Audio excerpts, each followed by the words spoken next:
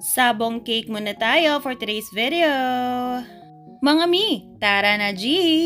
At ayan na nga, kung nakikita ninyo, nagtatabas tayo ng rectangle dito sa cake natin dahil manipuling cake itong sabong team na cake natin for today. O diba, bonggahan? Ganyan lang yung technique ko sa paglalagay ng pera sa loob ng cake. Hindi ako naglalagay ng box, niro-roll ko lang yung bills natin sa boba straw. Tapos naglalagay tayo ng barbecue stick doon sa loob ng boba straw. Tinutusik natin siya patagos sa kabilang side ng cake para kapag kahilain yung pera is iikot siya ng maayos at hindi sasama yung buong nakarolyo na pera. Ganun lang siya kadali.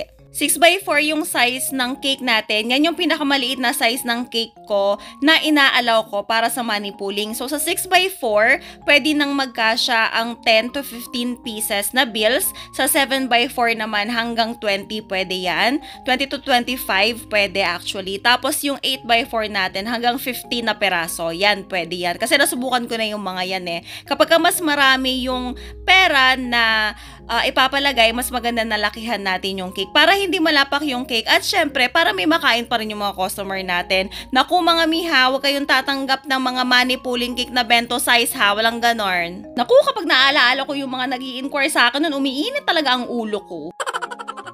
All icing lang itong cake natin, kaya itong ginagawa natin na color brown na patayo, fence yan. Kasi diba dun sa mga sabong team cake, ganyan yung design niya, meron siyang parang fence sa baba. So since all icing lang, ayan, wala na akong piping tip na ginamit, nagupit lang ako ng konting mahaba sa pinaka-edge ng ating piping bag. Tapos ayan, nilapat natin ng paganyan. And iba-iba yung sizes ng height nila para mas parang fence talaga siya, ganun. Ayan, tapos yung pa-side natin or pahiga na linya, hindi ko rin siya pinantay-pantay. Kasi ganyan din yun sa sample. Pwede rin naman gawing fondant details ito kung may budget si customer. Pero kung walang budget, ayan, soft icing na lang. Caring boom boom yan. Chef Master na color brown lang yung ginamit natin dyan. Tapos, kung gusto ninyo medyo maging vibrant siya, dagdagan nyo lang ng color yellow. Pwede na yan. Pero kahit na walang halo, okay lang yan. And then, ayan yung grass natin, syempre. Peyotra ko naman na color green yung ginagamit natin dyan. Pero merong halo na color yellow yan para maging ganyan yung color niya.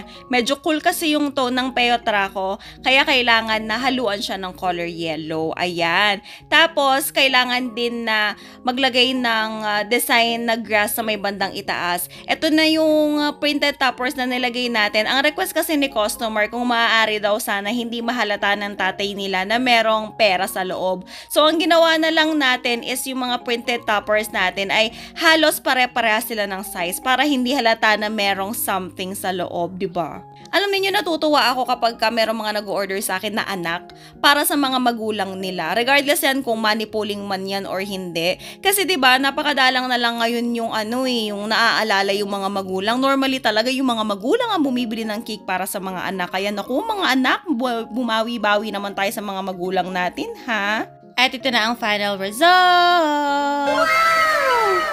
O diba, ang shala ng cake natin, napakasarap tingnan sa mga mata. And that's it for today. See you on our next video. Bye!